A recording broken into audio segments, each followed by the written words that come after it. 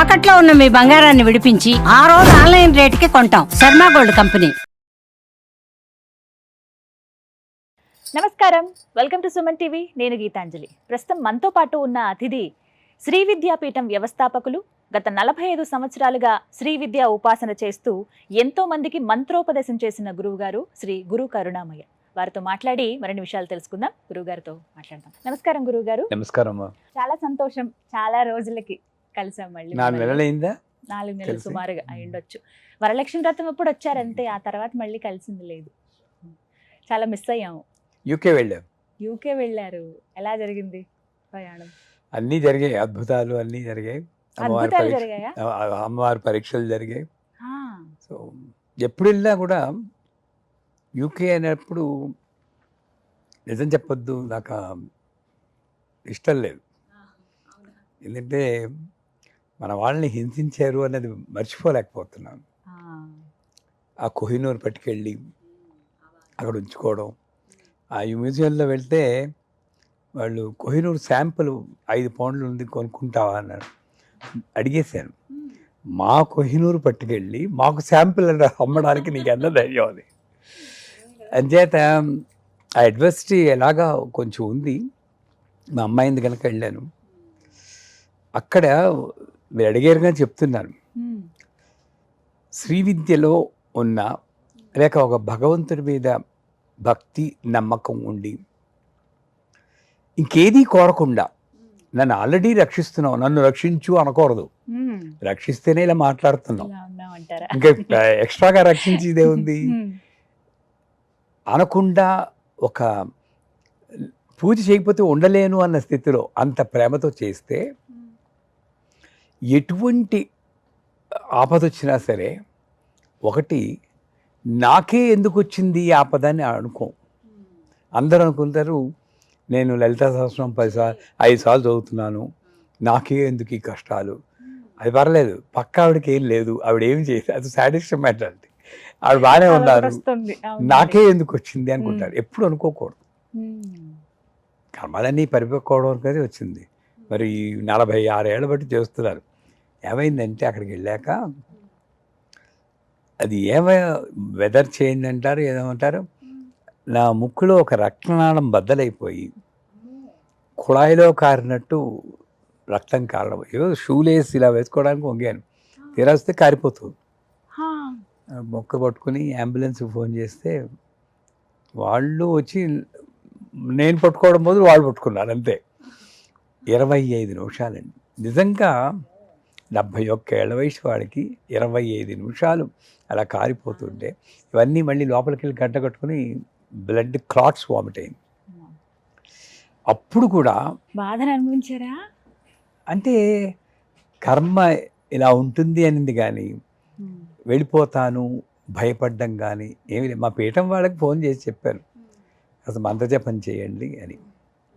మీరు నమ్మరు, 7.5 గంటలు ఎమర్జెన్సీలో ఉన్నాక ఎలా వచ్చిందో అలా మాయమైపోయింది.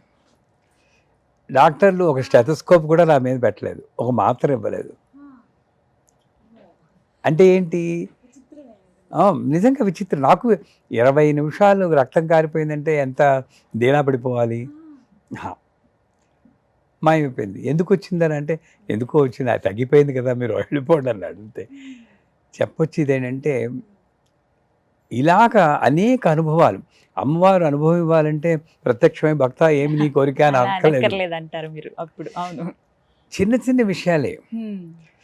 ఇవాళ అమ్మవారి పూజ చేస్తున్నాను, మీరు అడిగారు కనుక, అమ్మవారు నాకు కనబడాలి అంటే ఎలా కనబడుతుంది? ఎప్పుడూ ఉంది.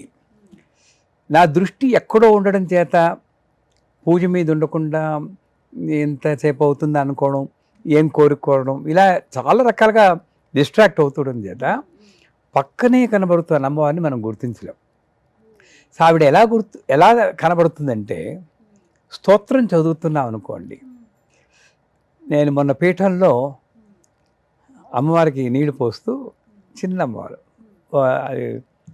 ఇంకో ఎవడో తెస్తే బొబ్బలు పోస్తున్నాను, అమ్మాయిని పట్టుకుని నీళ్ళు పోసాక తుడుస్తూ బొబ్బలు పోసాను, ఆనందంగా ఉందా అన్నాను. అంటే బాలకథ మరి అలాగే మాట్లాడాలి అని అనుకుంటున్నాను. అనుకుంటూ లలితా సహస్రం చదువుతున్నాను. మీరు నమ్మరు, అదే టైంలో రక్తవర్ణ మాంసనిష్ట గుడాన్న ప్రీతమానస అన్న పదం వచ్చింది. నీకు ఇష్టం బాగానే ఉందా అంటే ప్రీతమానస అని అంటే ఏంటి? ఇష్టమే అని. బాగానే ఉంది. అలాగా ఎలాగో ఒకలాగా మన స్తోత్రంతో సింక్రనైజ్ అయ్యి ఆవిడ పలుకుతూ ఉంటుంది. మనం భగవంతునితో పలకాలని ఉబలాటపడ్డం కాదు, ఆవిడే ఈ పిల్లవాడితో మాట్లాడడానికి ఉబలాటపడుతుంది. అది నిజం. ఈ పిల్లవాడు కాదు, ఈ పిల్లతో కూడాను, అందరితోటి. కానీ మనం గ్రహించాం, దృష్టి ఎటో ఉంటుంది. చేత సదా ఆ నామస్మరణలో సదా ధ్యానంతో ఉంటే, నేను చెప్తూ ఉంటాను కదా, ఈ వేళలో ఏం చేస్తూ ఉంటావు పాట పాడుకుంటూ ఉంటే, అమ్మవారి కోసం పాడితే మంచి అనుభవాలు, వాళ్ళకే అనుభవాలు కాదు మనకే కలుగుతాయి ఇలాంటి అనుభవాలు. కానీ ఒక మాట, మీకు అంత అనారోగ్యం చేసినప్పుడు, అది అనారోగ్యం అని కూడా అనను నేను, అకస్మాత్తుగా అలా జరిగినప్పుడు మీకు కలిగిన అనుభవం చెప్పండి. అమ్మ నాకు ఎందుకు ఇలా పెట్టావని మీరు అనుకున్నారా? క్వశ్చన్ లేదు, ఆనందం అంతే. ఒకటి మోక్షం అని మీరు కోరుకుంటారు, నేను కోరుకుంటాను. లాభం కావాలి మనకి, అదే మోక్షం. కంపెనీలో లాభం కావాలి, కానీ వెనకాతల అప్పులు ఉన్నాయే, అప్పులు తీరితే కానీ లాభం కనబడదే. వచ్చిందంతా అప్పులు తీర్చడం కోసం పోతుంది.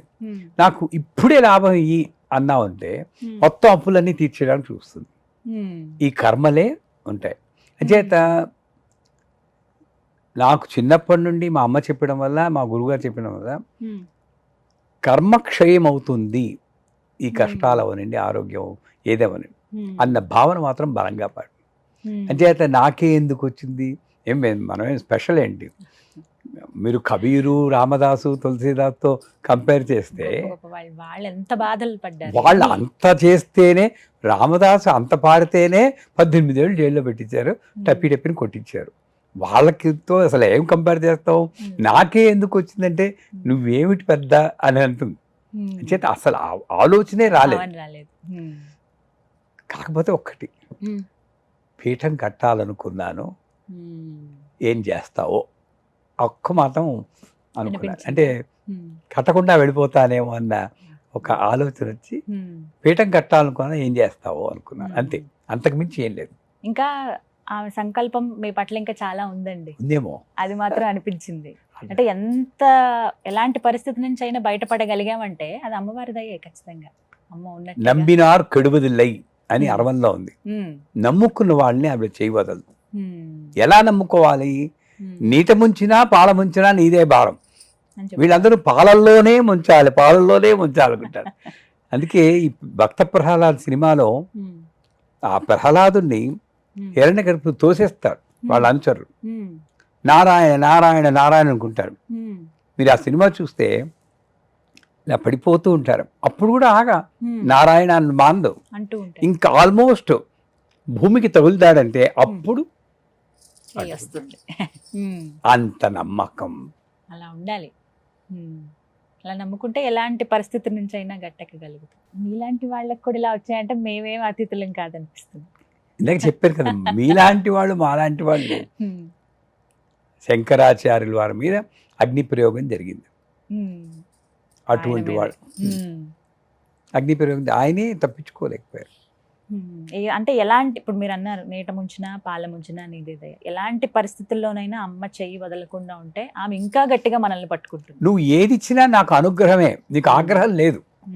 వీళ్ళు అంటూ ఉంటారు అమ్మవారి కోపం వస్తుంది, సరిగ్గా చదవకపోతే ఆవిడ కోపం వచ్చి చెప్పించేస్తుంది, కష్టాలు వస్తాయని. అది మా డిక్షనరీలో లేదు, మా గురువు గారి డిక్షనరీలో. నువ్వు ఏది ఇచ్చినా అనుగ్రహం. ఇప్పుడు గుడికి వెళ్తుంటే కాలు విరిగింది అనుకోండి, అమ్మయ్యా నడుము విరగలేదు, నయం కాలుతో పోయింది అనుకోవాలి. నిజంగా అనుకోవాలి. కానీ గుడికి వెళ్తున్నా కాలు విరగడం ఏంటి? ఆ గుడికి వెళ్ళినప్పుడే అయ్యింది, ఆ గుడి అని ఆయన విలన్ చేస్తారు. నిజం, ఇలా చాలా మంది వింటూ ఉంటాం. వెంటనే వచ్చేస్తుంది అన్నమాట, ఆ గుడికి వెళ్ళినప్పుడు అయింది, ఇంకా ఇంకోసారి కష్టమే వెళ్ళటం, ఇప్పుడప్పుడే అనుకోవట్లేదు అన్న కూడా వింటాం. మనది మన పైన వేసుకోవాలి భారమే. కానీ మీరు వచ్చినప్పుడల్లా నాకు ఏదో ఒక అనుభవం అండి, అమ్మవారు ఇలా చెప్పిస్తుందేమో అనిపిస్తుంది. అంటే కష్టం ఏదన్నా వస్తే అది నాకే కాదు అందరికీ కష్టాలు ఉన్నాయి, కానీ భరించగలగాలి.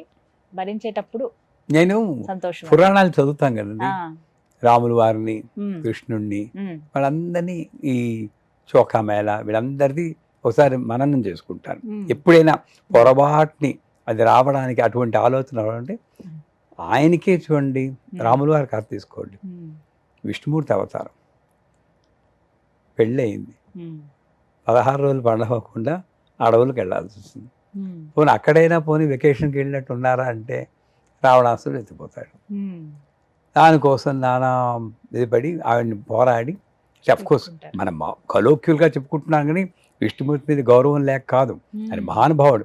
మన కోసం నాటకాలు ఆడారు వాళ్ళు, ఉమ్, మన కోసం ఆ కథ జరిగింది తెలుసుకోవడానికి. ఉమ్, అంటే ఏమిటి, మానవ రూపంలో నువ్వు ఉన్నప్పుడు ఉమ్, ఎటువంటి వాడైనా కర్మను అనుభవించాల్సింది. అనుభవించాల్సిందే.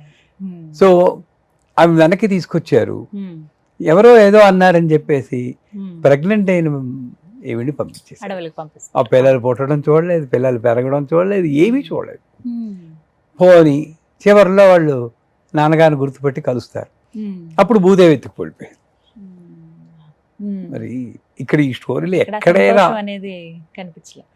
ఆయనకే ఇలాంటివి నేను Hmm. కనిపెడుతున్నప్పుడు నేనెందుకు అనుకోవాలి, నాకే ఎందుకు వచ్చేయని. నిజమే. ఇది ఒకటి, ఈ సూత్రం ప్రతి ఒక్కళ్ళు తెలుసుకోవాలి జీవితంలో, వాళ్ళకి వాళ్ళు అన్వయించుకోవాలి ఎవరైనా సరే.